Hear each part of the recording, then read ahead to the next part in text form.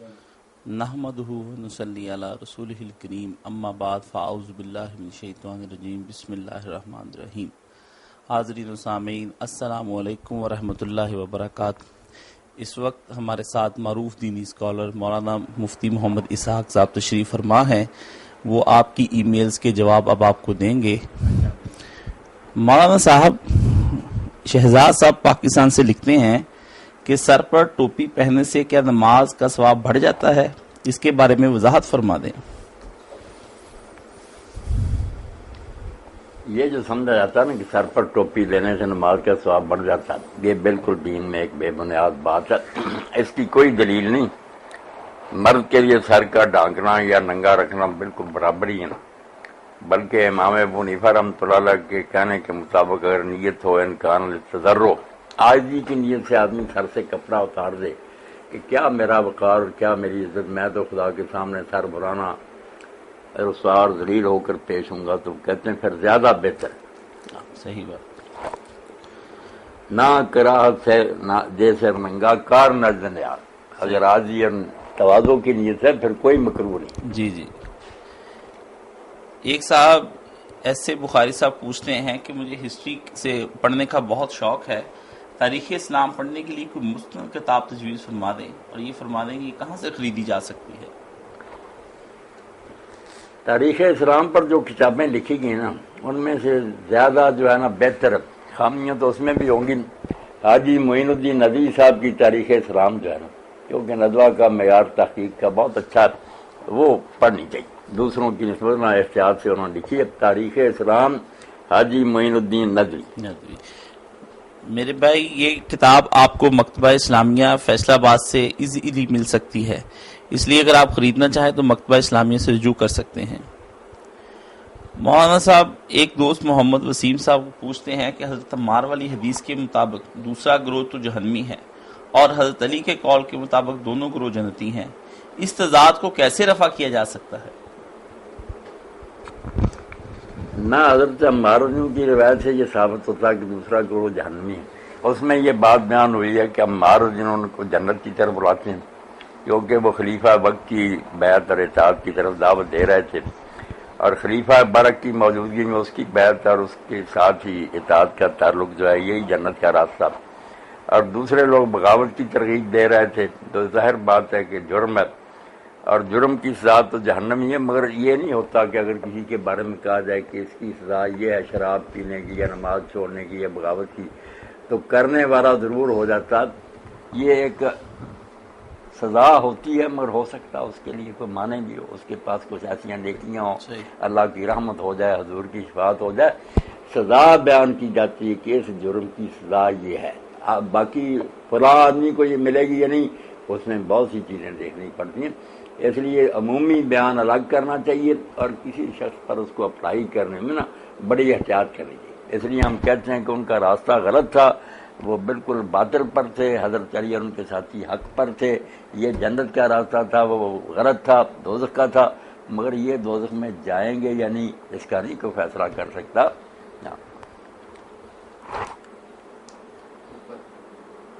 باقی حضرت علی کا جس قول کا حوالہ دیا، وہ کاشف صاحب میرے پاس بیٹھے، ایک مرتبہ ایک عالم دین سے بات ہوئی، انہوں نے کہا کہ اس میں مولانا آگے آتا ہے کہ جو لوگ میرے اور معاویہ کی طرف سے قتل ہوئے وہ تو بے گناہ، مگر معاملہ آ کر پھر اٹک جائے گا مجھ پر اور معاویہ پر۔ تو وہ پھر عالم دین چڑھ کر کہنے لگے کہ میں اب معاویہ کو دوزخ میں بھیجوں، تو ناراض ہو گیا۔ انہوں نے کہا نہیں، یہ بات نہیں، آپ نے حوالہ تو پورا دینا تھا نا، اتنا لکھ لیا کہ مصنف ابن ابی شیبہ میں کہ میرے اور اس کے مقتول جو ہے نا وہ جنتی ہیں، مگر آگے تھا کہ معاملہ جہاں آ کر اٹکے گا نا وہ میرا اور معاویہ کے، ان میں سے کس نے بھگتنا۔ ایک حدیث کے بارے میں ایک دوست پوچھتے ہیں، ان کا نام سلمان ہے، وہ پوچھتے ہیں کیا یہ حدیث صحیح ہے کہ خوش قسمت عورت وہ ہوتی ہے جس کے ہاں پہلا بچہ ہی لڑکی ہو، اور پیغمبر خدا نے بیٹی کو بیٹے پر کیوں ترجیح دی؟ وہ کہتے ہیں کیا یہ حدیث ہے؟ ایسی تو کوئی حدیث میرے علم میں، باقی جو بچیوں کو برا جانتے تھے نا، جاہلیت کا یہ اثر اب بھی باقی ہے کہ بچی پیدا ہو جائے تو کوئی مبارک نہیں دیتا، اس پر کوئی مٹھائی نہیں تقسیم کرتے، بلکہ غم چھا جاتا پورے گھر پر، ہے تو یہ جاہلیت کے اثرات۔ ہاں بچی جو نا اللہ تعالیٰ کے رسول نے اس کی بہت قدر بڑھائی کی، اللہ کی رحمت ہے، 3 بچیاں ہو جائیں 2 ہو جائے، آدمی ان کی پرورش کرے، ان کا نکاح کرے، اچھی تربیت کرے، تو وہ باپ کے لیے دوست کی طرف سے پردہ بن جائے گا، آڑ بن جائے گی، بہت قدر بڑھائی ہے۔ فہد احمد خان پوچھتے ہیں کہ پچھلی دفعہ رکوع کے متعلق جواب واضح نہیں ہو سکا، اگر صورتحال یہ ہو کہ کوئی نمازی مسجد میں داخل ہو اور اس نے جماعت حالت رکوع میں دیکھی تو کیا وہ وہی نیت باندھ کر رکوع میں چلا جائے اور حالت رکوع میں چلتے چلتے جماعت سے جا ملے؟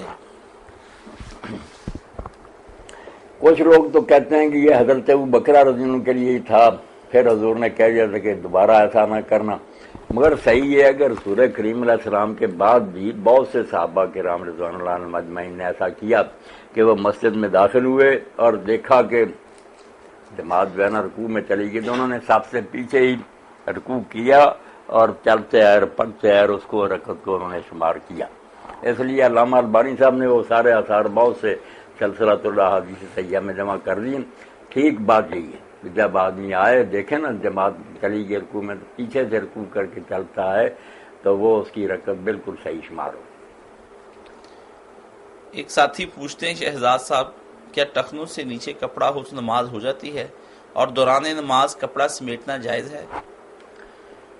کپڑا جو ہے نا ٹخنوں سے نیچے ہر حال میں، یہ حضور علیہ السلام نے اس کو منع کیا اور یہ فرمایا کہ ٹخنوں سے نیچے جو لباس ہے وہ جہنم میں ہے تو بہت بری بات۔ اس لیے امام ابن حزم جیسے لوگ یہی کہتے ہیں کہ عین حال سے نماز میں وہ خدا کی نافرمانی کر رہا تو کیا نماز اس کی ہوگی، مگر باقی اور ہمارے یہی کہا کہ یہ گناہ اپنی جگہ ہے مگر نماز ہو جاتی۔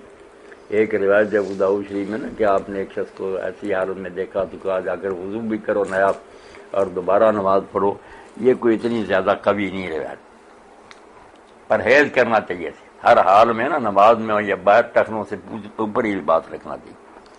ایک ساتھی کا سوال ہے کہ آپ نے فرمایا کہ شادی شدہ عورت کپڑے نہیں سمیٹنے چاہیے نماز میں، جو ہے نا کپڑوں کو اکٹھا کرتے اوپر اٹھاتے ہیں، یہ نہیں ہونا چاہیے۔ رسول کریم علیہ السلام نے اس سے منع کیا کہ کپڑوں کو نہ سمیٹا کرو، رہنے دو ان کو اسی طرح۔ آپ نے فرمایا کہ شادی شدہ عورت اپنے شوہر کے لیے بمیں بنا سکتی ہے، کیا کنواری عورت بھی ایسا ہی کر سکتی ہے؟ ہماری عورت نے کس کے لیے کرنا، وہ اگر کرے گی لوگوں کو دکھاتی پھرے گی تو گناہ ہی ہوگا۔ وہ اللہ سے دعا کرے اللہ اس کو بہترین خامد دے دے تو پھر اس کے لیے بنے سنورے تو یہ نیکی ہوگی، عبادت ہوگی، پہلے تو فتنہ ہی ہوگی نا وہ لوگوں کے لیے۔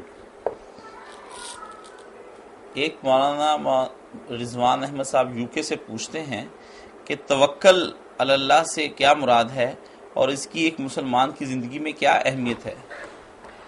توکل علی اللہ جو ہے نا توحید کا تقاضا، اللہ کو ماننے کا حق اسی صورت میں ادا ہوتا ہے کہ آدمی پھر اس پر مکمل بھروسہ کرے۔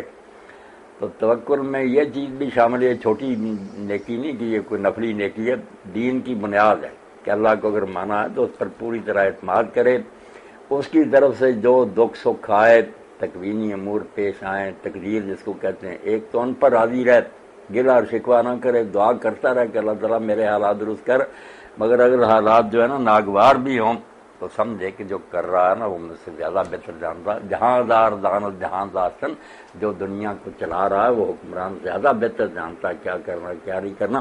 تو توکل اللہ کا ایک تقاضا تو یہ ہے کہ آدمی کو کوئی دکھ سکھ پیش آئے تو ہر حال میں راضی رہے، خوش رہے۔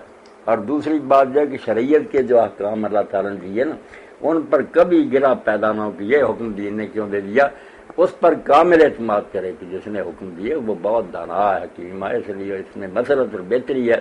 تو تکوینی امور ہوں، تقدیر، اس میں رضا بالقضاء، اللہ کے فیصلے پر راضی ہے، اور شریعت کے جو احکام ہیں ان کے بارے میں دل میں کبھی یہ وسوسہ نہ آئے کہ دین نے یہ کیوں حکم دیا، اس کی بجائے یہ ہونا چاہیے تھا، یہ چیزیں توکل اللہ کے خلاف۔ اگر اللہ پر کامل اعتماد ہے نا کہ وہ ہمارے امور کا اور معاملات کا بہترین وکیل ہے، اس کے سپرد ہیں، ہم نے اس کے حوالے کر دیے، جو کرے ہم اس پر خوش ہی خوش ہیں۔ یہ ایسا سدا بہار پودا جو دریا کے کنارے ہے جس کو خشکی سالی کا سامنا نہیں، ورنہ اپنی کوشش اور تدبیروں سے چاہے نہ کہ آدمی دکھوں سے نجات پائے تو پریشانی سے نجات نہیں پا سکتا، ساری عمر نہ وہ پریشانی کا شکار رہے گا، غم اور دکھوں میں گرا رہے، سکھ نہیں مل سکتا اس کو۔ سکون اور اطمینان کا یہی طریقہ ہے کہ بس اللہ تعالیٰ جو کرے سمجھ لے کہ اس کی طرف سے جو آتا ہے وہ برا نہیں ہو سکتا، وہ قدوس اور پاک خدا ہے۔ تو یہ توحید کا لازمی تقاضا، اگر توحید پر ایمان ہے تو یہ خود بخود پیدا ہوگا، اور اگر اس میں خامی ہے توحید کا عقیدہ درست نہیں، اللہ کی صحیح پہچان نہیں اسے حاصل۔ رضوان احمد صاحب کا یوکے سے یہ سوال ہے کہ کیمیہ سعادت تصنیف امام غزالی جو ہے اس میں یہ لکھا ہوا ہے کہ مومن دن بھر میں 1 بار، مسلمان 2 بار اور گدھا 3 بار کھاتا ہے۔ کیا رسول خدا نے اپنی ساری زندگی میں دن بھر میں صرف 1 بار کھانا کھایا اور ہمیں بھی ایسا ہی کرنا چاہیے؟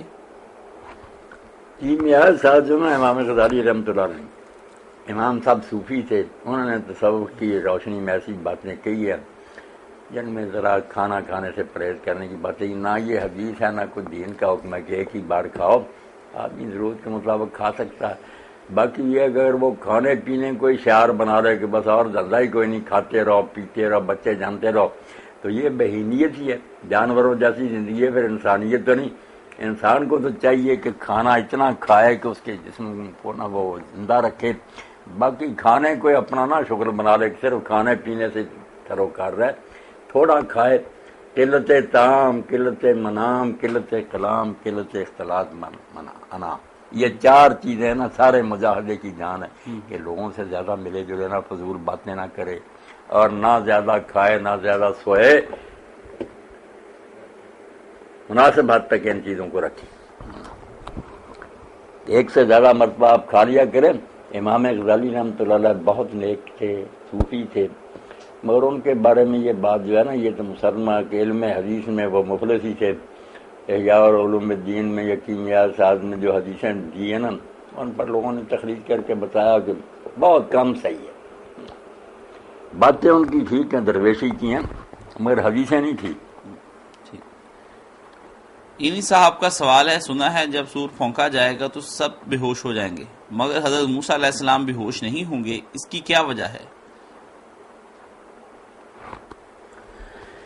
اس کی وجہ اللہ کے رسول علیہ السلام نے بھی نہیں بیان فرمائی، اس طرح ہی کہا کہ جب سور پھونکا جائے گا تو سب لوگ بے ہوش ہو جائیں گے، سب سے پہلے میں ہوش میں آؤں گا، تو میں دیکھوں گا کہ موسیٰ علیہ السلام عرش کا پایا پکڑ کر کھڑے ہوں۔ اب حضور فرماتے ہیں کہ یہ نہیں مجھے اللہ تعالیٰ نے علم دیا کہ وہ بے ہوش ہی نہیں ہوں گے یا بے ہوش ہوں گے مگر مجھ سے پہلے ہوش میں آ جائیں گے، یہ علم مجھے نہیں عطا کیا۔ یہ خبر اللہ کے رسول نے دی کہ ہوش میں مجھ سے پہلے ہی ہوں گے۔ مولانا صاحب، کیا قرآن سے استخارہ کیا جا سکتا ہے؟ یعنی دعا کر کے قرآن مجید کھول لیں اور پھر اس کا ترجمہ پڑھ کر اس سے جواب اخذ کر لیں، یہ شرعاً کس حد تک جائز ہے؟ نہیں، شریعت میں اس قسم کے استخاروں کا کوئی ذکر نہیں، باقی امت میں ایسے استخارے رائج ہیں، کوئی قرآن سے استخارہ کرتا، کوئی کسی طرح تسبیحوں سے کرتا، مگر سب سے بہتر یہی ہے کہ آدمی اللہ تعالیٰ سے دعا کرے کہ میں یہ کام کرنا چاہتا ہوں، اگر یہ بہتر ہے تو اللہ تعالیٰ اس کے ہونے کے لیے اسباب مہیا کرے، اس میں برکت دے، اگر نہیں یہ میرے حق میں بہتر ہے تو اس میں کوئی روڑا اٹکا دے، خلوص دل سے یہ معاملہ اللہ کے سپرد کر دے، پھر جو ہو نا اس پر راضی رہے۔ یہ استخارہ نبی علیہ الصلوۃ والسلام نے سکھایا، یہ قرآن مجید کے استخارے دوسرے دین میں نہیں آئے۔ مولانا ضمن یہ بتا دیں کہ یہ استخارہ کسی وقت بھی کیا جا سکتا ہے؟ دن میں کسی وقت بھی کیا جائے، 2 رکعت نماز پڑھ کے نا یہ دعا کرے، آج جانا اللہ تو سب کچھ جانتا ہے، قادر مطلق ہے، اگر یہ چیز میری دنیا آخرت کی یہ بہتر ہے تو اس میں برکت دے، ہونے دے، اگر نہیں میرے لیے مناسب اس میں کوئی روڑا اٹک جائے، اور جدھر بہتری ادھر مجھے متوجہ کر لیا جائے۔ کچھ لوگ یہ بھی ساتھ کہتے ہیں کہ آپ سو جائیں، آپ کو خواب میں اشارہ ہوگا، یہ تمام چیزیں کس ساتھ؟ یہ چیزیں جو ہے نا یہ لوگوں نے ساتھ زمین میں خود ہی لگا لی ہیں کہ سونا چاہیے اور پھر خواب آئیں گے اس کی تعبیر، ایسی کوئی بات اللہ کے رسول نے نہیں بتائی، بس دعا کرنی ہے خلوص سے اللہ سے، پھر معاملہ اللہ کے سپرد، جو ہو اس کو بہتری ڈالے۔ ایک ساتھی، ان کا نام محمد علی ہے، سویڈن سے پوچھتے ہیں، میں سویڈن میں اسٹوڈنٹ کے طور پر رہتا ہوں اور ایک ہوٹل میں ملازمت کرتا ہوں جہاں کھانے کے ساتھ شراب بھی بیچی جاتی ہے۔ یہاں میں جبکہ میں اپنی فیملی کا واحد کفیل ہوں اور مجھے دوسری جاب اس لیے نہیں ملتی کہ مجھے وہاں کی زبان نہیں آتی۔ آپ میری رہنمائی فرما دیں کہ اس صورت پہ کیا میں وہ جاب چھوڑ دوں یا اسے جاری رکھوں؟ آپ وہ جاب نہ چھوڑیں، مگر ساتھ ساتھ نہ اس میں کوشش میں لگے رہیں کہ کوئی ایسی جاب مل جائے جہاں یہ شراب کا کاروبار نہ، اللہ تعالیٰ آپ کو نصیب کرے۔ آپ کا جذبہ تو بہت مبارک ہے کہ آپ اس حرام چیز کے استعمال سے نفرت کرتے ہیں، مگر جب تک کوئی جاب نہیں نہ ملتی آپ یہ نہ کام کریں، ایسا نہ ہو کہ بعد میں پھر پچھتانا پڑے۔ اور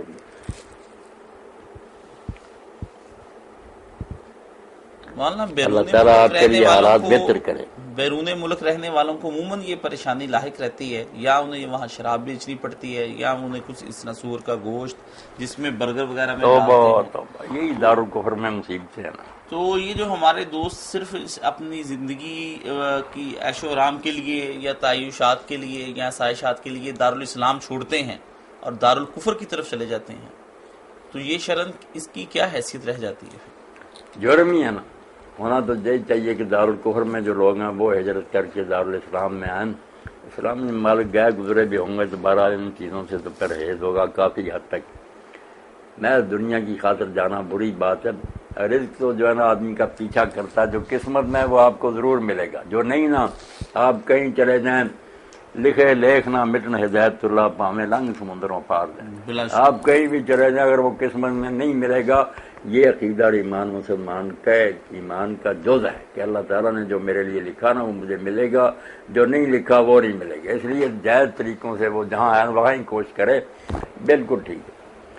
مجھے ایک بات یاد آتی ہے کہ ایک آدمی بنارس جانے لگا، ہندوؤں کا وہ بہت بڑا مرکز ہے نا، مندر ہیں بڑے بت ہیں وہاں، تو ایک بزرگ سے جو اس کے مرشد تھے رہبر تھے ان سے ملنے کے اور کہنے لگا مولانا آخری سلام ہے، میں بنارس جا رہا ہوں روزی کے لیے۔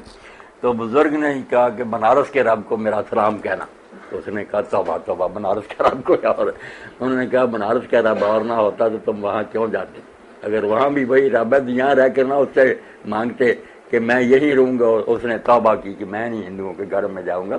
اس لیے نا جہاں ہیں آپ پیدا ہوئے وہاں ہی کوشش کریں، انشاءاللہ نا آپ کی نیت نیک ہوگی تو وہاں ہی اسباب مہیا کر دیں، نہ جائے پردیس میں۔ کتنے لوگوں نے دھکے کھائے اور بہت تباہ حال ہوئے، دنیا آخرت دونوں برباد ہوئے۔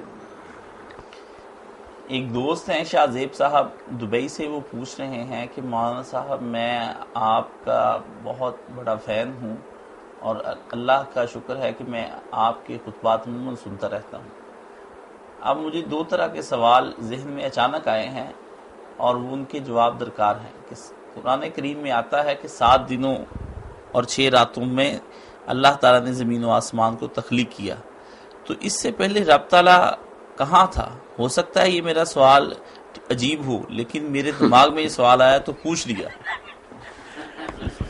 اللہ آپ کو خوش رکھے، آپ کا دینی شرف اللہ تعالیٰ اور بڑھائے۔ ایسے سوال جو نا ذہن کو پریشان کرنے کے لیے کہ دنیا 7 دنوں تو نہیں آیا، اللہ تعالیٰ نے 6 دن میں کہا کہ زمین و آسمان میں نے 6 دن میں پیدا کی۔ یہ قرآن مجید میں کئی جگہ بات آئی ہے۔ اب اس سے پہلے کیا تھا کیا نہیں تھا اس کا ہم کیا تذکرہ کریں؟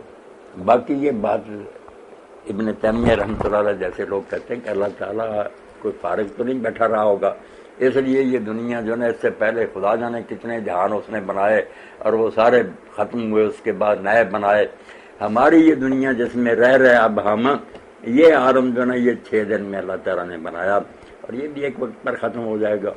اب اس کے بعد پھر اللہ تعالیٰ کو نئی دنیا بنائے گا، یعنی یہ سارے معاملے اللہ جانتا۔ کئی باتیں ایسی جو حضرت امام داور صادق نے کہا کہ کئی، مگر یہ عام انہوں نے کہا بیان کرنے کا نہیں، لوگ پریشان ہو گئے۔ کئی مرتبہ جہان فنا ہو چکا، قیامتیں ہو چکی ہیں، وہ لوگ جنت دوزخ میں جا چکے ہیں، یہ بار بار ہو چکا ہے، نئی دنیا پیدا ہوتی ہے، ان کا امتحان ہوتا، مگر ان کو ان کا زیادہ نہ پھیلاؤ، عام لوگ ان کو نہیں برداشت کر سکتے۔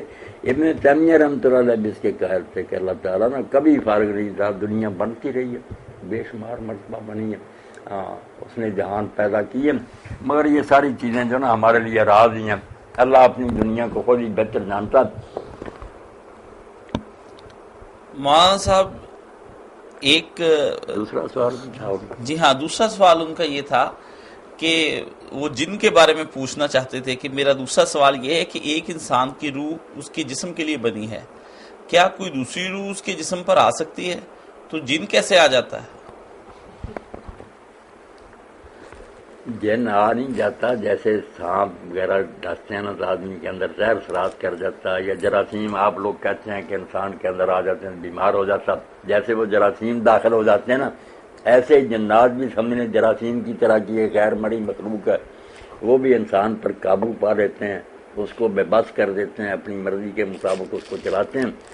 یہ ان کا چھو جانا، قرآن پاک کہتا ہے نا یہ تخبط الشیطان من المس، بلا شبہ، بالکل، کہ وہ چمٹ کر انسان کو یہ پاگل بنا دے۔ مطلب بڑی اچھی مثال ہے، جیسے جراثیم آ جاتے ہیں ہمارے جراثیم جسم میں، آ جبکہ روح بھی موجود ہوتی ہے اور ہاں، جراثیم بھی آ جاتے ہیں، آ جاتے بالکل، اور سانپ کا زہر پورا اثر ہاں۔ کرتا ہے جسم۔ صحیح بات۔ فاطمہ صاحبہ پاکستان سے سوال کرتی ہیں، مولانا صاحب مجھے یہ بتا دیجئے کہ روزے کا فدیہ کیا ہے اور یہ کب اور کس صورت میں چھوڑا جا سکتا ہے؟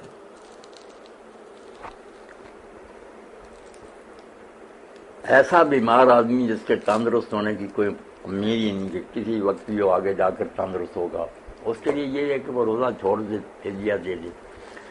عورتوں کو دو حالت میں روزہ چھوڑنے کی اجازت ہے، اگر پیٹ میں بچہ ہے تو حاملہ عورت کو اجازت ہے کہ وہ روزہ چھوڑ سکتی ہے، اور اسی طرح جو دودھ پلا رہی بچے کو بھی چھوٹا ہے وہ اس کو بھی اجازت ہے۔ ان سب لوگوں کے لیے پھر فدیہ ہے۔ فدیہ وہی ہے جو آپ چھوٹی عید کے موقع پر صدقہ فطر دیتے ہیں ایک آدمی کی طرف سے 2.25 سر گندم، وہ ایک روزے کا فدیہ ہے۔ تو یہ دونوں آپشن موجود ہیں، اگر یہ بچیاں اور دوسرے لوگ جو ہے نا کسی زمانے میں چھوٹے دنوں میں جا کر رکھ سکتے ہیں تو روزے رکھ لیں، پھر فدیہ نہیں، اگر نہیں رکھ سکتے کسی وقت ہی فدیہ دے لیں۔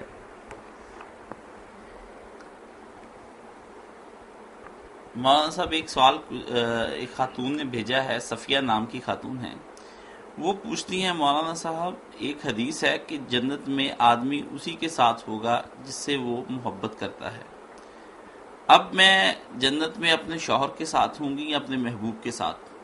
اگر میں اپنے محبوب کے ساتھ زندگی گزارنا چاہتی ہوں تو آپ اس کے بارے میں مجھے وضاحت فرمائیں، کیا میں وہاں پر اپنے شوہر کے ساتھ جاؤں گی یا پھر اپنے محبوب کے ساتھ؟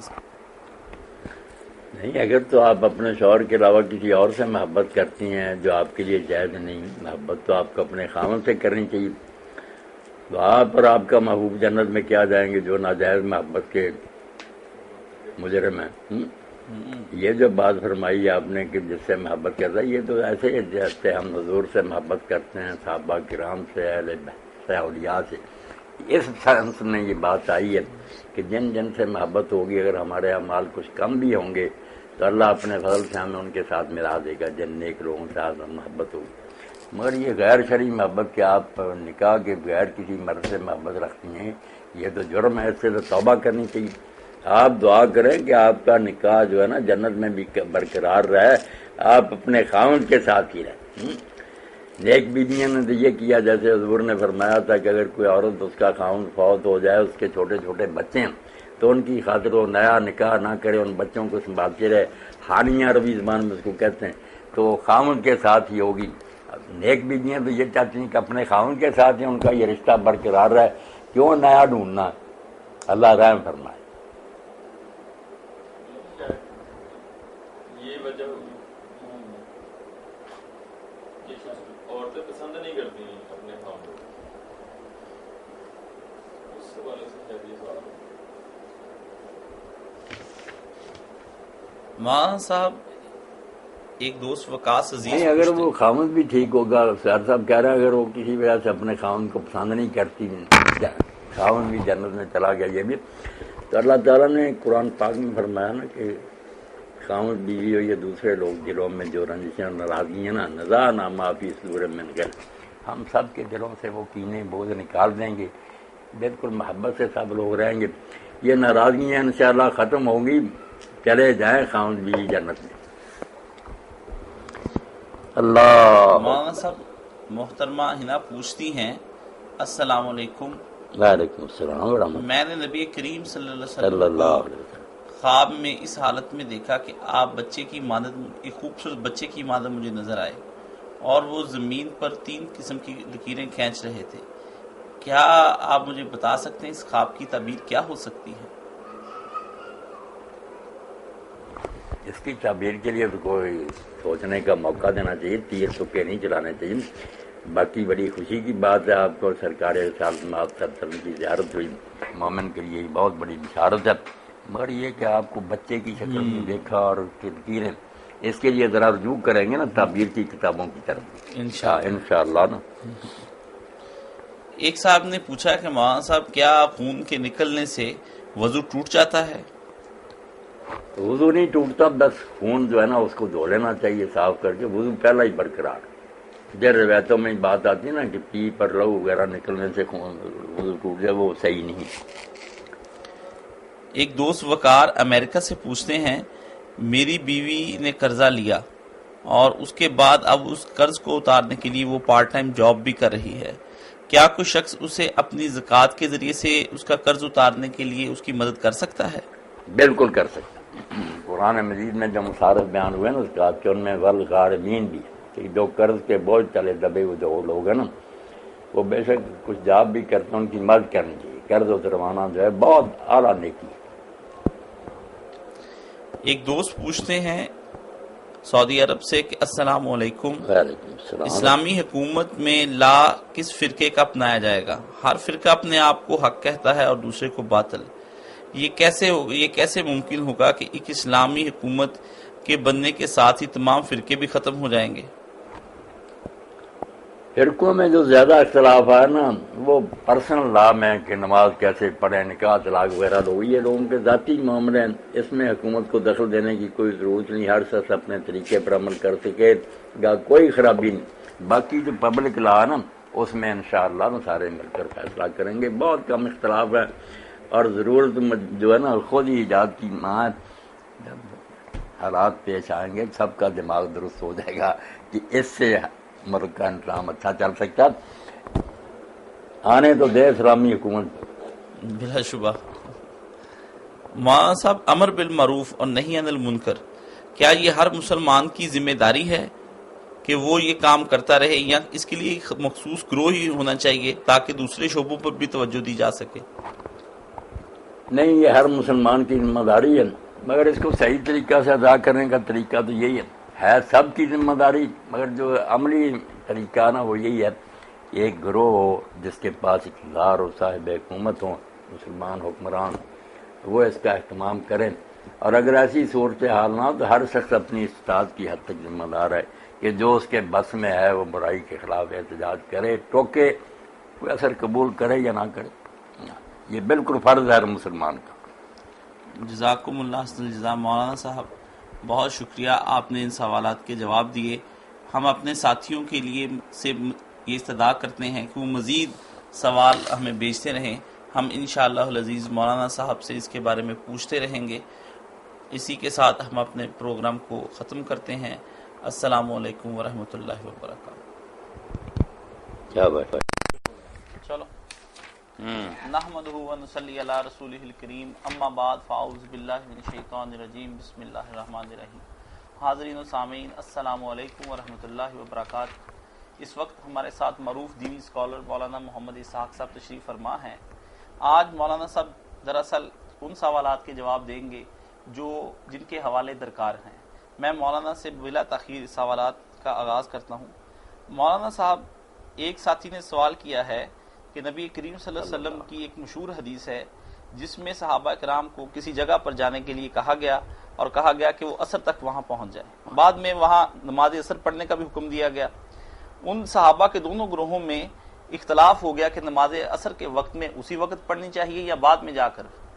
تو اس بارے میں وہ ساتھی پوچھتے ہیں کہ آخر ان میں سے ایک گروہ تو حق پر ہوگا ہی نا، وہ گروہ کون سا تھا؟ اس بارے میں وضاحت فرما دیں۔ میں حدیث پاک کا متن پڑھ دیتا ہوں جو صحیح بخاری میں ہے، کتاب المغازی ہے، باب مرج النبی صلی اللہ علیہ وسلم من الاحزاب مخرج الی بنی قریظہ و محاصرۃ ایام، کہ رسول اللہ احزاب کی جنگ سے لوٹے تو پھر آپ نے بنو قریظہ کا محاصرہ کیا، کیونکہ انہوں نے بھی اس جنگ میں غداری کی اور کفار کے ساتھ مل گئے۔ تو اس کے بارے میں عبداللہ بن عمر کہتے ہیں قال النبی صلی اللہ علیہ وسلم یوم الاحزاب، کہ رسول کریم علیہ السلام نے احزاب کے دن فرمایا لا یصلی احد العصر الا فی بنی قریظہ، کہ کوئی آدمی عصر کی نماز بنی قریظہ کے علاوہ کسی جگہ نہ پڑھے، اور نکلو عصر وہاں پڑھیں گے۔ فادرک بعضهم العصر فی الطریق، بعض لوگوں کو راستے میں اثر کا وقت آ گیا، وقال عباس لا نصلی حتی ناتم، تو کچھ نے کہا کہ ہم اثر نہیں پڑھیں گے جب تک وہاں نہیں جائیں گے، حضور نے کہا تھا اس کے علاوہ نہیں پڑھنا۔ وقال عباس بل نصلی لم یرد منا ذلک، بعض نے کہا یار حضور کا منشا تھا کہ جلدی کرنا، اگر جلدی کرنے کے باوجود وقت ہو گیا تو ہم نماز پڑھ لیں گے، حضور کا یہ منشا تھوڑا تھا کہ اگر وقت ہی ہو جائے تو نماز نہیں پڑھنی۔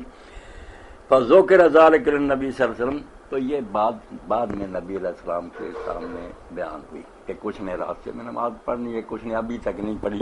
ولم یعنف واحد میں، نبی علیہ السلام نے ان میں سے کسی کو برا بڑا نہیں، دونوں کو ضرور سمجھا کہ انہوں نے بھی میرے حکم کی تعمیر کی، انہوں نے بھی بات کی روح کو سمجھا کہ وقت پر تو نماز پڑھنی چاہیے۔ یہ ہے حدیث بخاری شریف کی، باب جو ہے نا مغازی کا 30 نمبر ہے اور 4119 نمبر حدیث۔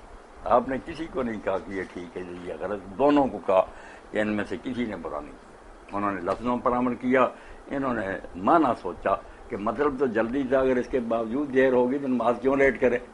دونوں گروہ جو ہے نا سچے ہو، اس لیے اہل ظاہر ہو گئے کہ ہم تو وہاں ہوتے تو نماز جا کر بنو قریظہ میں پڑھتے، ہم نے نہیں راستے میں پڑھی تھی، وہ اہل ظاہر ہو گئے۔ جو اہل الفقہ وہ ہوگا کہ یار ہم بات کو سمجھتے تھے کہ جلدی کرنی ہے، مگر اگر وقت ہو گیا تو کیوں لیٹ کرے، وہ پھر اہل الفقہ ہو گئے، دوسرے اہل ظاہر۔ دونوں کو حضور نے کسی کو برا نہیں کہا، نہ فیصلہ سنایا کہ یہ سچا ہے جھوٹا، صاف لفظ ہے۔ فذکر ذلک للنبی صلی اللہ علیہ وسلم، حضور سے یہ بات بیان ہوئی، فلم یعنف واحد، کسی کو آپ نے نہ برا بلا کہا، دونوں کی نیت دیکھی، ایک نے لفظوں پر عمل کیا، ایک نے معنی دوسرا اس کی طرف توجہ کی۔ یہ بخاری شریف کتاب المغازی حدیث نمبر 4119۔ اس سے مولانا موجودہ دور کے فرقوں کے لیے بڑی روشنی ہے اس بڑی کہ دین پر عمل کرنے میں اگر نیت نیک ہے نا، اور وہ ان میں اختلاف بھی ہو جائے، کوئی سمجھے آیت اور حدیث کا یہ مطلب ہے، دوسرا سمجھے، کوئی بات نہیں۔ اللہ رسول جو ہے نا ان کے حوصلے بہت وسیع ہیں، سب کے لیے ان کے دروازے کھلے ہیں، رحمت ہے، سب ان کے دامن میں پناہ لیں گے، کسی کو برا بلا نہیں آپ نے کہا۔ قرۃ العین پاکستان سے یہ سوال پوچھتی ہیں، آپ نے ایک حدیث کے بارے میں فرمایا کہ یہ اس حدیث کا ایک راوی کمزور ہے، حدیث وہ یہ ہے کہ رسول خدا نے فرمایا ہے تم میں سے کوئی آدمی کھڑے ہو کر پانی نہ پیے، جو بھول کر پیے وہ کیا کرے۔ آپ نے کہا اس کا ایک راوی کمزور ہے، وہ راوی کون سا ہے؟ ازراہ کرم حوالہ دے دیں۔ یہ تو پھر کتاب نکالنی پڑے گی، کوئی دوسرا سوال ہے۔ ہاں اس کے بعد دوسرا، جی ہاں وہ کہہ کر کے، تو اس بارے میں دوسرا سوال جو ہمیں، اگر مسلم شریف ہوتی تو پھر پتہ چل، کتاب الاشرفہ، کتاب الاشرفہ بیٹا نکال لینا۔ اتنی دیر میں ہم ایک اور سوال لے لیتے ہیں اور سوال کہ مولانا صاحب ام سفیان کینیڈا سے پوچھتی ہیں، حضرت معاویہ رضی اللہ تعالیٰ عنہ کے بارے میں دو حدیثوں کی کیا حیثیت ہے؟ ایک حدیث میں انہیں کاتب وحی کہا گیا ہے، اور دوسری حدیث میں نبی کریم صلی اللہ علیہ وسلم نے دعا کی ہے کہ اے اللہ معاویہ کو ہادی اور مہدی بنا دے۔ ان احادیث کا حوالہ دے دیں اور یہ بتائیں کہ آیا یہ احادیث صحیح ہیں یا نہیں۔ ایک روایت جو ہے نا صحیح جامع ترمذی کی، اس میں یہ آتا ہے کہ حضرت معاویہ رضی اللہ تعالیٰ عنہ کے بارے میں حضور نے دعا کی اللہم اجعلہ ہادیا مہدیا واہدہ بہ، اور امام ترمذی اس کو کہتے ہیں کہ یہ حسن غریب حدیث ہے، تو راوی ایک حدیث کا مگر حسن ہے۔ نیچے انہوں نے پھیرنا، علامہ مبارک پوری نے کہا کہ نہیں یہ بات درست نہیں۔ قال الحافظ ابن حجر رحمۃ اللہ علیہ فرماتے ہیں اسناد لیس بصحیح، اس کی سند جو ہے نا وہ صحیح نہیں ہے، کیونکہ امام ترمذی نے جو کہہ دیا نا کہ عبد الرحمن بن ابی امیرہ جو ہے یہ صحابی ہے، وہ کہتے ہیں نہیں یہ صحابی نہیں، یہ تابعی ہے، صحابی جو کہتے ہیں نا اس کا صحابی نہ ثابت نہیں ہوا۔ قال الحافظ قال ابن عبد البر لا تصح صحبته ولا يصح اسناد حدیث، یہ میں 354 صفحہ اور یہ جو ہے نا صحیح ترمذی کی شرح اس میں سے پڑھ رہا ہوں، تحفۃ الراضی امام مبارک پوری کی، ابن عبد البر کہتے ہیں کہ نہ اس کا صحابی نہ ثابت ہے، نہ اس کی حدیث کی سند صحیح، یہ 354 صفحہ سے پڑھا۔ جی یہ آپ کے لیے انہوں نے صحیح مسلم دیکھ لیجیے۔ کون سی چیز پانی کھڑے ہو کر پینے؟ جی ہاں، اور جو پانی اگر بھول بھی جائے کھڑے ہو کر تو وہ کیا کر دے، کیا اس میں اللہ کے رسول علیہ السلام کے ذمہ یہ حدیث بیان کی گئی کہ آپ نے فرمایا، ابو ہریرہ کہتے ہیں کہ لا یشربن احد منکم قائما، تم میں سے کوئی کھڑا ہو کر نہ پیے، فمن نسیٰ فلیشرب، جو بھول کر پی لینا وہ کیا کرے۔ اس میں جو راوی نا عمر بن حمزہ، یہ بال اتفاق صحیح، یہ نہیں صحیح۔ باقی امام مسلم کا یہ طریقہ کہ وہ پہلے جو حدیثیں لاتے ہیں نا باب میں، وہ صحیح راوی ہوتے ہیں، بعد میں ان کی تائید کے لیے ضعیف اور کمزور راوی بیان کرتے ہیں۔ یہ بالکل بال اتفاق نا عمر بن حمزہ جو ہے نا ضعیف ہے۔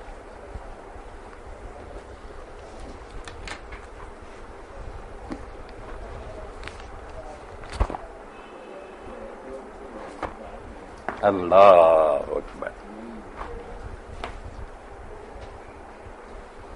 چلو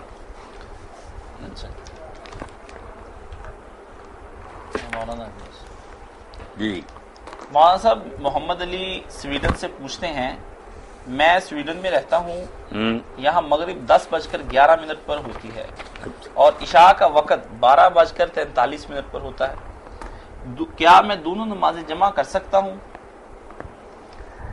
نمازیں جمع کرنے کی اجازت ہے، مگر اس کو عادت بنا لینا بھی غلط ہے نا۔ پھر 5 نمازوں کے وقت ہی نہیں رہ جاتے، 3 ہی وقت ہو جاتے ہیں، یہ بھی غلط بات ہے۔ کبھی کبھی اگر ضرورت محسوس کرے آدمی تو چھوڑنے کی بجائے دونوں نمازیں اکٹھی ایک وقت میں کر لے، اجازت ہے، مگر اس کو عادت نہیں بننا چاہیے، بالکل غلط بات ہے۔ اگر اس کو عادت ہی بنا لے اور اسی طرح کرتا رہے پھر تو 5 وقت ہی نہ رہ گئے۔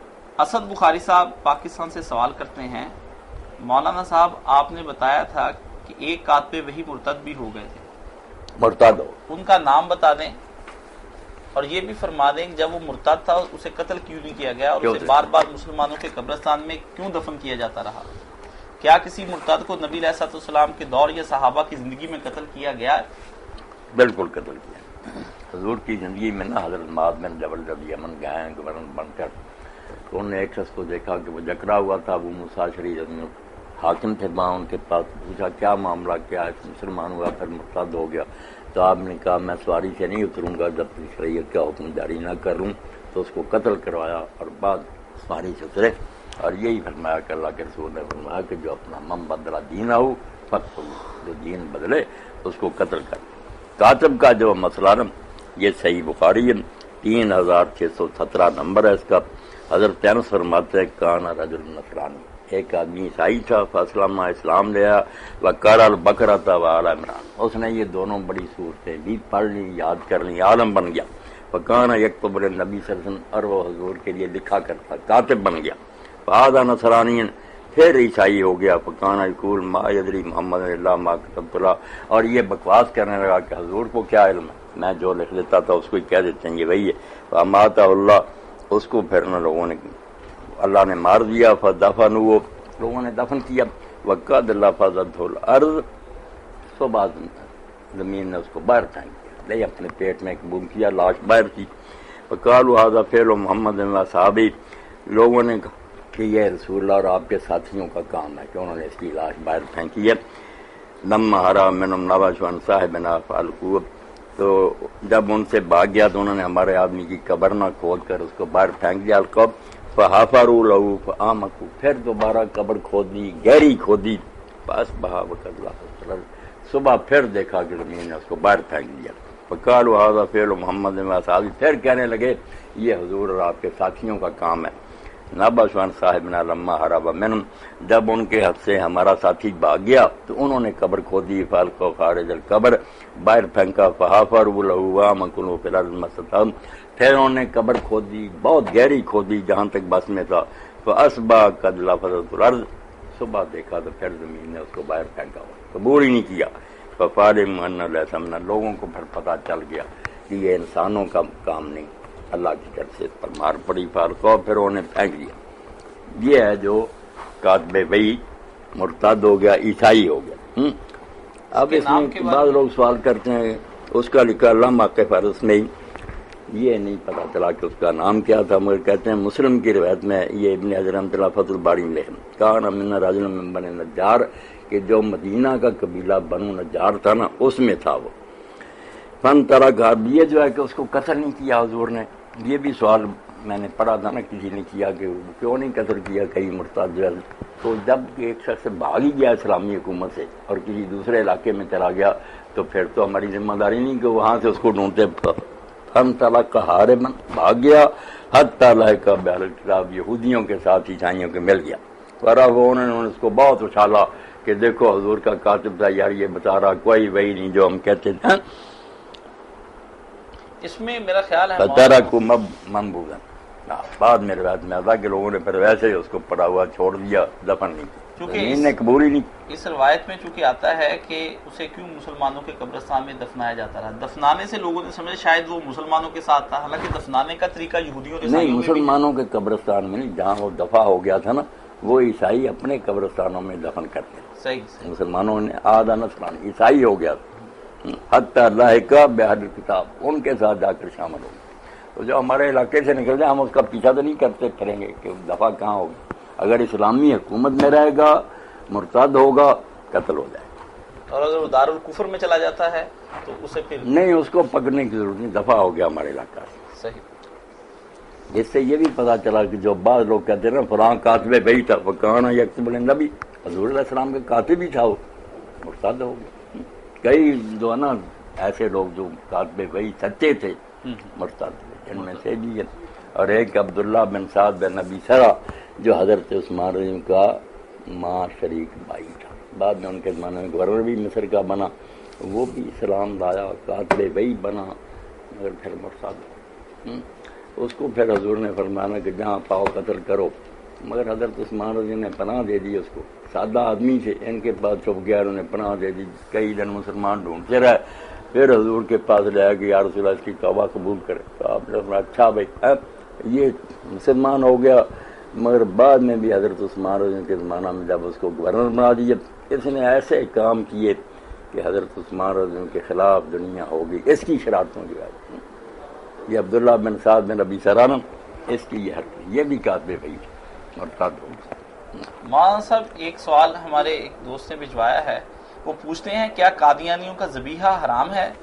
ایک کیا قادیانی اہل کتاب ہیں، اور کیا قادیانیوں کے گھر کا پکا ہوا کھانا یعنی گوشت وغیرہ جائز ہے یا نہیں؟ قادیانی اہل کتاب نہیں، مرتد ہیں، اہل کتاب صرف یہود اور نصارہ ہیں، باقی امتیں جو نا ان کے پاس کوئی ثبوت نہیں کہ وہ آسمانی کتاب میں، ہمارا خیال یہ کہ ان کے پاس ہی کتابیں آئی ہوں گی، مگر جن کتابوں کو اللہ نے اپنی کتاب مانانا صرف یہود نصارہ کی تورات دی ہے، یہ اہل کتاب قادیانی مرتد۔ باقی ذبیحہ جو ہے نا اس کے بارے میں سمجھتا ہوں کہ ذبیحہ ہر ایک کا حلال ہی ہے، اگر اللہ کا نام لے کر دعا کرے، اس کے لیے جو شرط ہے نا کہ مسلم ہی کرے یا فلاں، یہ کوئی ایسی کوئی وزنی بات نظر نہیں آتی، جیسے مولانا وحید الرحمان یہ کئی نیک لوگوں نے کہا نا کہ ذبیحہ کوئی بھی کرے ایک طرح رگیں کاٹے اور بسم اللہ کہے، اللہ کا نام لے، وہ حلال ہی حلال ہے، یہ بات درست ہی معلوم ہو، درست ہیں، کافر بے دین مرتد ہیں۔ کیا نابالغ لڑکے کی امامت جائز ہے؟ کچھ مساجد میں ایسا ہو رہا ہے کہ نابالغ لڑکے کو آگے کھڑا کر کے اس کے پیچھے بالغ مرد اپنی نماز ادا کرتے ہیں، یہ کس حد تک صحیح ہے؟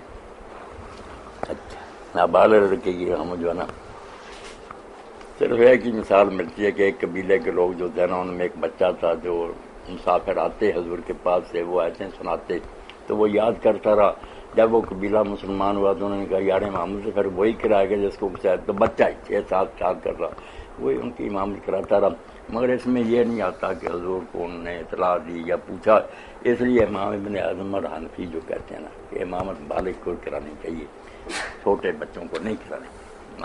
جب چھوٹے بچوں کو جماعت میں بھی حکم ہے کہ پچھلی صفوں میں کھڑے ہو، مردوں کے ساتھ کھڑے نہ ہو، تو صحیح بات یہی معلوم ہوتی ہے، وہ ضرورت کے مطابق ہوتا رہا نا، اس کو قانون نہیں بنانا۔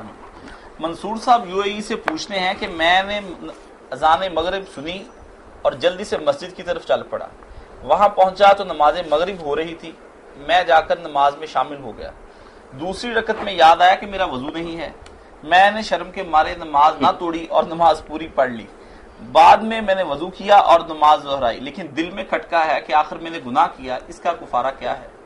کفارہ تو کیا ہونا، مگر آپ نے بہت برا کیا، جب آپ کو پتہ چل گیا کہ میں باوضو نہیں ہوں تو آپ اسی طرح نماز پڑھتے رہے، تو بہت بڑے گناہ کی بات، نماز تو باوضو ہونی چاہیے۔ اللہ تعالیٰ آپ کو معاف کرے، آئندہ ایسی حرکت سے باز رہیں، باقی کفارہ کوئی نہیں، اللہ سے معافی معافی سے۔ اور آخری سوال ہمارا یہ ہے، حسن محفوظ سعودی عرب سے لکھتے ہیں کہ مولانا صاحب قادیانیوں سے میری بات ہوئی تو وہ مجھے کہتے ہیں نبوت اور رسالت میں فرق ہے اور مرزا صاحب نبی تھے، رسول نہیں۔ میں نے بہت سے علماء سے یہ سوال پوچھا لیکن وہ مجھے مطمئن نہیں کر سکے، از راہ کرم مجھے اس کا حل بتا دیں۔ کیا کہتے ہیں قادیانی؟ مرزا صاحب کیا تھے؟ وہ نبی تھے، رسول نہیں، اور نبوت اور رسالت میں فرق ہوتا ہے۔ نبوت اور رسالت میں لوگ فرق کرتے ہیں۔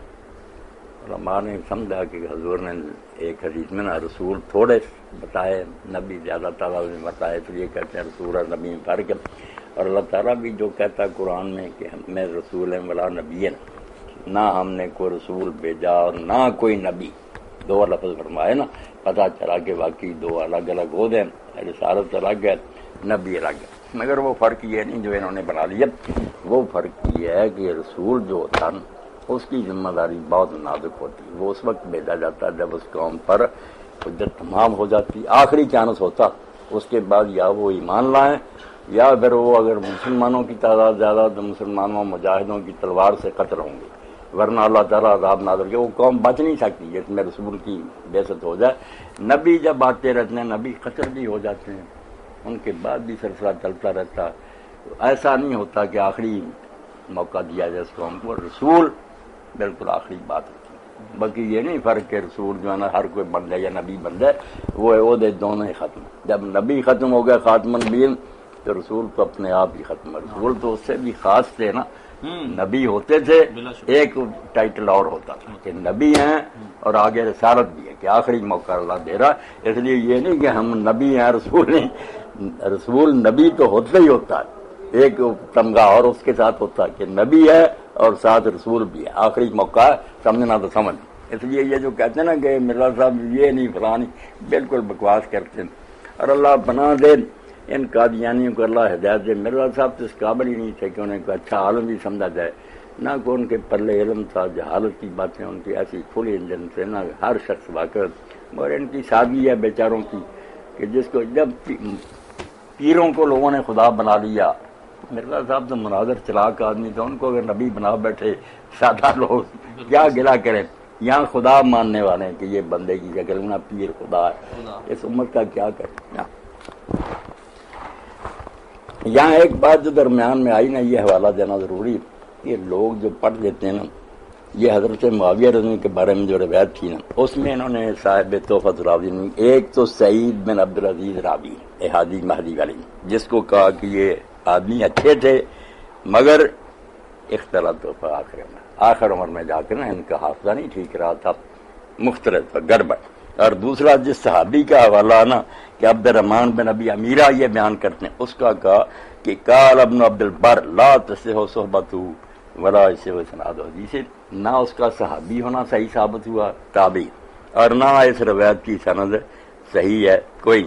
اور آگے جو لکھا نا بہت عمدہ ہے، یہ فتح الباری کا حوالہ ہے، تحفۃ الراضی کے صاحب نے بھی اس کو نقل کیا کہ لوگوں نے اس کی شان میں کئی حدیثیں بنا دی۔ علم ان قد ورد فی فضائل معاویہ حدیث کثیرہ، سن لو حضرت معاویہ کی شان میں بہت حدیثیں لوگوں نے بیان کر دی، کتابیں بنا دی، لیکن لیس فیہا ما سے من طریق الاسلام، مگر سند کے لحاظ میں ان میں سے ایک بھی صحیح نہیں۔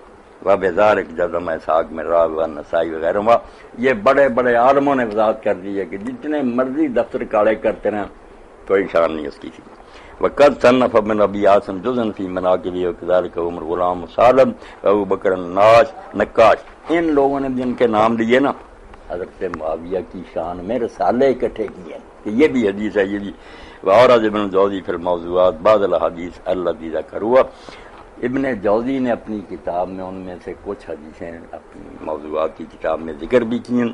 ثم ساق اسحاق میں رہا ہوا ہے انہ قال لم یصح فی فضائل معاویہ شیء، بعد میں ابن جوزی نے امام اسحاق میں رہا ہوا ہے کے حوالہ سے لکھا کہ حضرت معاویہ کی فضیلت میں کوئی شے ثابت نہیں، بالکل یہ جھوٹی بات ہے۔ واخرج ابن جوزی ایضا من طریق عبداللہ بن احمد بن حنبل سالت ابی ماتقول فی علی معاویہ، بہت ضروری حوالہ اس لیے نقل کرا رہا ہوں، فتح الباری نے بھی ہے ذکر معاویہ، اور یہ توحفہ امام احمد ابن حنبل کے بیٹے عبداللہ نے پوچھا مات کولو فی علی و معاویہ کہ ابا جی آپ علی اور معاویہ کے بارے میں کیا کہتے ہیں فاترہ کا. تو دیر تک امام احمد بن حنبل نے سر جھکایا. ثم قال پھر فرمایا بیٹا علم ان علی کان کثیر العذاب کہ علی بدقسمتی سے اس کے دشمن بہت ہو گئے. مسلمان جو ہے نا بہت دشمن بن گئے. ففتش اعداؤہ لہ عیبا تو دشمنوں نے بڑی تلاش کی کہ علی کا کوئی عیب نہ ڈھونڈے. فلم یجدوا انہیں اس کا کوئی عیب نہیں ملا. فحمد اللہ رجل قد حاربہ فاترہ کان منہم لعلی تو پھر انہوں نے یہ مکاری کی کہ جو آدمی حضرت علی سے جنگیں لڑتا رہا نا اس کو انہوں نے مکاری سے اتنا اچھالا اس کی شانیں بیان کی کہ علی کیا ہے معاویہ جیسا ہی ہے نا. فاشار بہذا الی مختلق معاویہ من الفضائل تو یہ بات کیا کرے امام احمد بن حنبل نے یہ اشارہ کیا کہ معاویہ کی جتنی شانیں گھڑی ہیں علی کے برابر کرنے کے لیے ممن لا اصل لہ ان کی کوئی حقیقت نہیں. یہ مکاری ہے سیاسی چال ہے قضا فی الفتح جیسا کہ فتح الباری میں یہ 354 355 صفحہ تحفۃ الراضی امام عبد الرحمن المبارک پر اہل حدیث چوتھی جلد. اور یہ فتح الباری میں بھی جہاں ذکر معاویہ باب وہاں امام نے یہ کھول کر لکھا. اب یہ جو کہہ دیتے نا کہ عبد الرحمن بن ابی میرا جس کو یہاں کہا کہ نہیں یہ صحابی نہیں اس کا صحابی ہونا ثابت نہیں جس نے حاجی مالی کے روایت کہتے نہیں یہ صحابہ جو لکھی نا ابن حجر نے صحابہ پر اس میں بہت سی روایتیں دی ہیں جس سے ثابت کیا کہ نہیں یہ صحابی ہے. یہاں کا صحابی نہیں فتح الباری وہاں کا صحابی ہے. تو اس کے بارے میں یہ بات سن لیں کہ امام ابن حجر رحمۃ اللہ نے اپنی زندگی میں جو کتابیں لکھی نا 3-4 کتابیں ہیں جن پر انہیں فخر تھا کہ یہ میں نے پختہ عمر میں لکھی ہیں. فتح الباری ہے اور یہ تہذیب و تہذیب ہے یہ ہے پکی میری. جو پہلے تلخیص العبیر یا علیہ صاحبہ وغیرہ لکھی نہ مجھے کوئی ساتھی میرا تحریک کے لیے ساتھ نہ میں کوشش کر سکا وہ کتابیں اتنی معتبر نہیں جتنی یہ کتابیں. اب اس میں بھی دیکھ لیں یہ تہذیب و تہذیب ہے اس میں بھی صاف نہ لکھا کہ یہ کوئی بات نہیں صاف بیان کر دیا کہ یہ عمران بن ابی تعالیٰ سی یہ ہے اس روایت میں جس میں آتا نا کہ یہ کاتب وحی تھا فلاں سب رد کیا کچھ نہیں. لہ صاحب ذاکہ ضعیف ابن حبان وغیرہ نے صرف کہا قال ابو زرع لین قال ابو آدم والنسائی لہ صاحب القوی. ایسے ہی نا لوگ ہیں جن کی روایتیں لوگ دیتے رہتے ہیں حقیقت نہیں ان کی کچھ. مرتد کے بارے میں جو میں نے حوالہ دیا نا کہ حضرت معاذ بن جبل سواری سے نہیں اترے جب ابو موسیٰ اشعری کے پاس یمن میں گئے نا نہیں اترے. بتایا کہ کیوں باندھا ہوا انہوں نے کہا مرتد ہو گیا. یہ 6923 نمبر حدیث ہے صحیح بخاری کی اور باب یہ حکم المرتد والمرتدہ والستابت. تو لکھا ہے کہ حضرت ابو موسیٰ اشعری کو حضور نے بھیجا اور آدمیوں کو تو اچھا ثم اتبع معاذ بن جبل بعد میں حضور نے پھر ابو موسیٰ کے بعد معاذ بن جبل کو وہاں بھیجا. فلما قادم علیہ جب حضرت معاذ وہاں پہنچے القالو بسادہ تو حضرت ابو موسیٰ اشعری نے ایک نا سرانہ رکھا کالن لڑکا اترو فیضا رجل ذا موسیٰ. تو حضرت معاذ نے دیکھا کہ اس کے پاس ایک آدمی باندھا ہوا تھا. کالا معاذ کہا یہ کیا ہے معاملہ. کالا کانا یہودین ثم اسلم ثم تاب یہ یہودی تھا پھر اسلام لایا پھر یہودی ہو گیا. کہا اجلس تو بعد میں حضرت موسیٰ نے کہا کہ تشریف لائیں بیٹھیں. کہا لا اجلس حتی یقتل حضرت معاذ نے کہا میں نہیں بیٹھوں گا جب تک یہ قتل نہ کر لیا جائے. قضاء اللہ و رسول ثلاث مرات اور 3 بار یہ فرمایا کہ یہی اللہ رسول کا فیصلہ. فامر بہ قتل تو حکم دیا اور وہ قتل کیا. یہ حضور کی زندگی میں جب گورنر ہو کر گئے جی اور حضرت علی رضی اللہ عنہ کے زمانے میں جو لوگ بے ایمان ہو گئے کہنے لگے آپ ہی خدا ہیں ہوتے علی رضی اللہ عنہ بے زناد کا پہاڑا کا زندگی لائے گئے بے دین تو آپ نے جلا ہی دیا ان کو. فبلغ ذلك ابن عباس فقال لو كنت انا لم احركم لنهي رسول الله لا تعذبوا بعذاب الله. جب حضرت ابن عباس کو یہ خبر ملی کہ حضرت علی نے جلا دیا تو انہوں نے کہا میں اگر ہوتا نا جلاتا نہ کیونکہ حضور نے کہا کہ اللہ والا عذاب بندوں کو نہ دو آگ والا. پہلا قتل تم نے کہا رسول اللہ صلی اللہ علیہ وسلم آگ کی بجائے میں انہیں تلوار سے قتل کرتا کیونکہ رسول اللہ نے فرمایا من بدل دینہ جو دین بدلے اس کو قتل کر. اس مسئلے میں ابن عباس رضی اللہ تعالیٰ عنہ کی یہ جو رائے ہے کہ خلیفہ راشد نے ایک اسلامی قانون کے مطابق جو فیصلہ کیا ہے، کیا وہ رائے اور فیصلہ آپس میں ٹکراتے نہیں؟ جب پڑھتے ہیں نا سارے معاملات تو اس طرح نہیں انہیں آگ میں جلایا کہ آگ جل رہی تو اس میں پھینک دیا. یہی ہے حضرت معاذ بن جبل نے بھی اس کو قتل کیا، وہ بھی بعد میں جلا دیا. لاشیں جلائی ان کی عبرت کے لیے کہ لوگ کانپ جائیں کہ ان لوگوں کا اثر جو ہے نا دفن کے بھی لائق نہیں، پہلے قتل ہی زندہ نہیں جلایا. زندہ. اللہ اکبر. تو یہ یاد رکھیں کہ ابن حجر رحمۃ اللہ علیہ کی کتابوں میں سے فتح الباری، تہذیب التہذیب، مشتبہ اور یہ جو کہتے ہیں نا تخلیق التعلیق، یہ ہیں کتابیں جن پر انہوں نے فخر کیا کہ یہ آخر عمر میں نے لکھی ہیں. ان پر مجھے اعتماد ہے. جو باقی لکھی نا حسابہ اور یہ اب تک اس وقت مجھے نہ کوئی معاون ملا نہ میں ہی خود زیادہ چھان بین کر سکا. بڑی پتے کی بات ہے. اسی کے ساتھ مولانا میں آپ سے ایک چھوٹی سی گزارش یہ کروں گا کہ ہر سوال کے شروع میں آپ کے لیے سلام بھی آتا ہے اور تحسینی کلمات. وعلیکم السلام ورحمۃ اللہ. میری طرف سے ہم سب بھائیوں کو نام جنا سلام احسانوں گلے تنا سلام ہزار. جو میرے بھائی بہن مشرق مغرب میں مجھے سلام کہہ رہے نا، میری طرف سے ان سب کے لیے سلام ہے. میں ان کے لیے دعا گوں. وعلیکم السلام ورحمۃ اللہ وبرکاتہ. اللہ انہیں خیر سے رکھے، میرا اور ان کا انجام بخیر کرے. زندہ رہیں تو اسلام پر رہیں، موت آئے تو اللہ کے رسول کے دین پر آئے. نکل جائے دم تیرے قدموں کے نیچے، یہی دل کی حسرت، یہی آرزو ہے. اور میں نے ایک ساتھی کا بھی دور سے پوچھ رہا تھا غیر ملک سے، میں نے کہا یار میری تمنا ہے یار اللہ یہ پوری کرے کہ آخر وقت ہو، لوگ بیٹھے ہوئے ہیں مسائل پوچھ رہے ہیں ان کے صحت کا کیا مطلب ہے. میں بتاتا ہی نہ خاموش ہو جاؤں. اسی حال میں موت آ جائے. اللہ ایسی موت ہی مجھے نصیب کرے کہ دین کی باتیں ہو رہی ہوں اور روح اللہ کے حوالے کرتا. نکل جائے دم تیرے قدموں کے نیچے، یہی دل کی حسرت، یہی آرزو ہے. وہ مسلم شریف کی روایت رہ گئی ہے کہ اس کا بھی ساتھ بیان کر کے جیسے کہتا نا کہ جو کہہ کرے اس کا بتا دیا نا کہ عمر بن حمزہ وہی راوی اس میں ضعیف. اللہ اکبر. اسی کے ساتھ ہم آج کا پروگرام ختم کرتے ہیں. انشاءاللہ پھر حاضر کے لیے ہمیں اجازت دیجیے. السلام علیکم ورحمۃ اللہ وبرکاتہ. خیر.